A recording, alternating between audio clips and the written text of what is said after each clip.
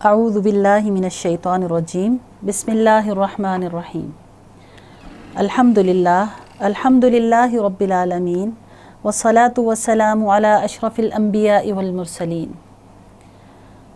अल्लाहुम्मा अखरिजना मिन ज़ुलुमातिल वहम व अक्रिमना बिनूरिल फ़हम वफ्तह अलैना अबवाब फ़ज़लिक व यस्सिर अलैना ख़ज़ाइना इल्मिक सुब्हानक ला इल्म लना इल्ला मा अल्लमतना इन्नका अंतल अलीमुल हकीम। रमज़ानुल मुबारक एक आम महीना नहीं है। ये रब्बुल आलमीन की तरफ से एक ऐसा ख़ास मेहमान है जो हर साल अपने दामन में हमारे लिए ख़ूबसूरत तहाइफ़ लेकर आता है। अल्लाह ताला की रहमत, उसकी मग़फ़िरत, जन्नत की बशारत, नारे जहन्नुम से रिहाई का परवाना और फिर सरचश्मा हिदायत कुरान अज़ीमुश्शान इसी महीने में नाजिल हुआ। ग़ज़वा बद्र का यौमुल फ़ुरक़ान इसी के दामन में है।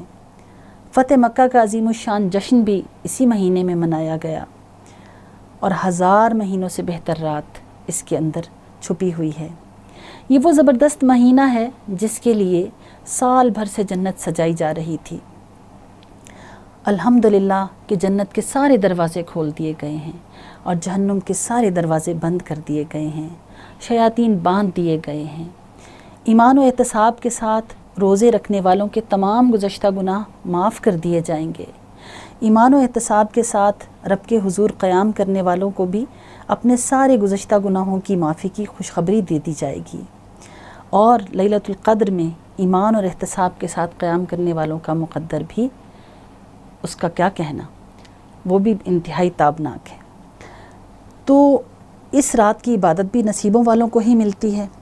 हम ये देखते हैं कि हमें हमारा दीन ये बताता है कि क़यामत के दिन रोज़ा और कुरान करीम हमारी सिफारिश करेंगे और उनकी सिफारिश कबूल भी की जाएगी।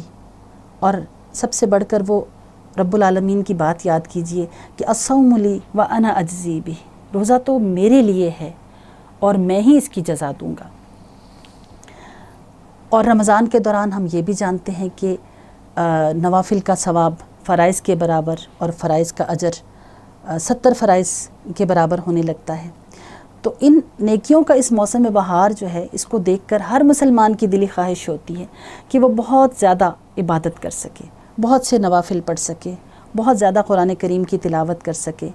हत्ता कि हमने देखा कि अक्सर लोग बहुत ज़्यादा मुकाबला करते हैं और रमज़ानुल मुबारक में 3 मरतबा, 5 मरतबा, 10-10 मरतबा कुरान करीम की नाज़रे की तकमील के लिए कोशिश करते हैं, क्योंकि हमें मालूम है कि हर हर्फ की तिलावत पर 10 नेकियां मिलती हैं। तो रमज़ानुल मुबारक में तो इसका अजर और भी कई गुना बढ़ जाता होगा। अब जब ये सारी ख़ूबसूरत बातें हम सब दोहराते हैं रमज़ानुल मुबारक के आगाज़ से ही और इसके बारे में गौर व फ़िक्र करते हैं, तो यकीनन ख़वातीन भी रमज़ानुल मुबारक में नहायत जोश व जज्बे के साथ इबादत करना चाहती हैं।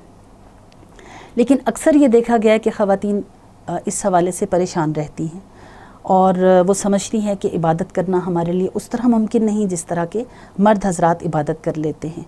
उन्हें बहुत वक्त मिल जाता है और वो अपने आप को बाकी कामों से अलग करके नवाफिल के लिए, तरावी के लिए, क़यामुल लैल के लिए, तिलावत कुरान के लिए फ़ारिग कर लेते हैं। लेकिन ख़वातीन को चूँकि सहर व अफ्तार की ज़िम्मेदारियाँ बिलख़ुसूस और इसके अलावा दीगर जो घरेलू ज़िम्मेदारियाँ हैं, और अगर वो वर्किंग वुमन हैं तो बाहर के फ़राइज़ भी वो अपने अंदर इतना उलझा लेते हैं, इतना ज़्यादा मसरूफ़ कर लेते हैं कि वो दीगर इबादात के लिए बहुत ज़्यादा वक्त नहीं निकाल पाती।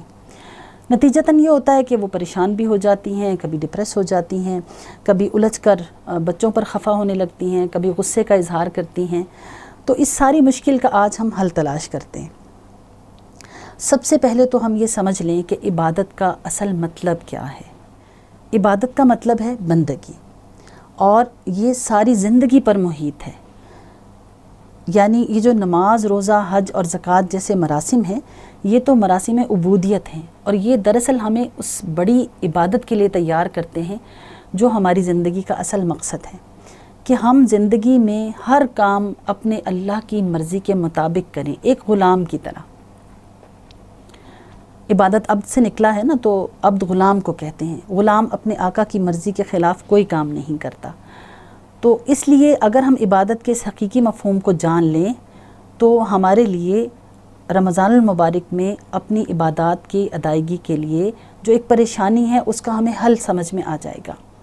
इबादत का हकीकी मफ़हूम जान लेने के बाद अगला कदम यह है कि हम अपनी नीयत को दुरुस्त कर लें।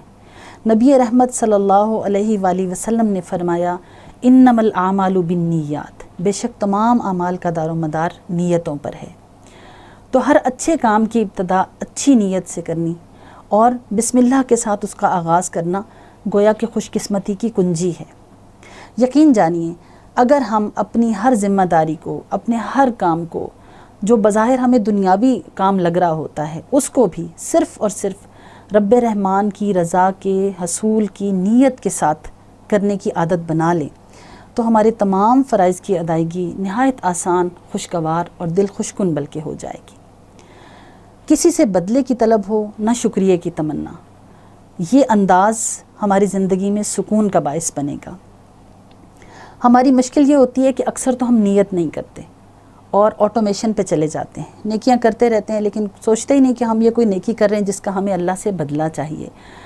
और अक्सर ये होता है, उसके अलावा दूसरी गलती ये हो जाती है कि हम दिल में कुढ़ते हैं, काम करते हैं लेकिन दिल में कुढ़ते रहते हैं, और बाज़ औक़ात हम गुस्से का इजहार करके, उलझन का, शिकायत का, शिकवे का इजहार करके, एहसान जिता के भी अपना अजर ज़ाया कर लेते हैं। तो इस रमज़ान में ये भी इरादा कर लेते हैं कि अपनी नीयत को खालिस रखेंगे कि हमने जो भी काम करना है, चाहे हमने घर में अफ्तार बनानी है, चाहे हमने सहरी तैयार करनी है, चाहे हमने सहरी बनाते हुए बार बार जाके बच्चों को जगाना ही है, छोटे से छोटा काम, बड़े से बड़ा काम, अपनी ज़िम्मेदारियां अदा करनी हैं, दफ्तर में अच्छे तरीके से काम करना है, वो सब किसके लिए करना है? सिर्फ़ और सिर्फ अपने रब्बे रहमान को राज़ी करने के लिए करना है। तो इंशाल्लाह इसके साथ हम रमज़ान में इस गलती से बच सकेंगे कि ना तो हम कुढ़ेंगे और ना ही हम खुदा न खास्ता किसी को एहसान जिता करके अज़ियत दे के अपना अजर ज़ाया करेंगे। तीसरी बात ये कि अपना टाइम टेबल बनाइए। एक तो ये जान लीजिए कि निज़ामुल औक़ात तरतीब देते हुए दीन में तरजीहात का इल्म हमारी मदद करेगा कि हम ज़्यादा बड़ी नेकियों के ऊपर फोकस करें और अपने वक्त का बेहतरीन इस्तेमाल करने के लिए एक बाकायदा निज़ाम तरतीब दें। अपने कामों को नमाज़ों से जोड़ दीजिए। मसलन ज़ोहर से पहले पहले ये काम कर लेना है, या अफ्तारी मगरिब से आधा घंटा पहले बनाकर सबको दुआ के लिए इकट्ठा कर लेना है। और अपने औक़ात के साथ साथ घर को भी इस तरह तरतीब दीजिए कि वक्त की बचत भी हो जाए और नेकी करना भी आसान हो जाए। मसलन आप कुरान मजीद को अलमारी के सबसे ऊपर वाले खाने से निकाल कर अपने पास किचन में रख लीजिए। एक कुरान मजीद अपने सरहाने कमरे में भी रख सकती हैं ताकि जब भी मौका मिले तो आप कुरान करीम की तिलावत कर सकें। एक जाय नमाज आप मुसलसल बिछा कर रखिए किसी एक कोने में जहां आप बसहूलत नमाज अदा कर सकती हूँ, कि जब भी आपको मौका मिला आपने वज़ू किया और आप नवाफिल मुख्तसर सूरतों के साथ 2 नफल अदा कर लेंगी। फिर रमज़ान में अफसल तरीन इबादत रोज़ा रखना है, लिहाजा हर कीमत पर रोज़ा रखने का एहतमाम कीजिए। इस पे कॉम्प्रोमाइज़ करने से बचें। रोज़े से मत कहिए कि मुझे काम करने हैं, अभी तो मुझे ईद की शॉपिंग के लिए निकलना है, मैंने बच्चों की ज़रूरतें पूरी करनी है, मैंने जॉब पे जाना है। ये सब काम जो हैं ये सेकेंडरी हैं। इन कामों से कहिए कि मुझे तो रोज़ा रखना है, और रोज़े के साथ अल्लाह ताला से इंशाल्लाह हिम्मत मांगें तो आप ज़रूर ये सब काम भी कर सकेंगी। रोज़ा हमें कामों से नहीं रोकता। फिर रोज़ा रखकर हत्तुल इम्कान फ़र्ज़ नमाज़ों की अदायगी बर वक्त करने पर तवज्जो दें। ऐसा ना हो कि हम फ़र्ज़ नमाज़ों को ताख़ीर का शिकार कर रहे हों। इस मामले में अक्सर ख़वातीन के साथ ये हो जाता है कि इधर अज़ान हुई और हमने सोचा पहले ये काम कर लें फिर नमाज़ पढ़ेंगे, फिर ये काम कर लें फिर नमाज़ पढ़ेंगे, और इस तरह कभी कभी खुदा न खास्ता नमाज कज़ा होने का भी हादसा हो जाता है।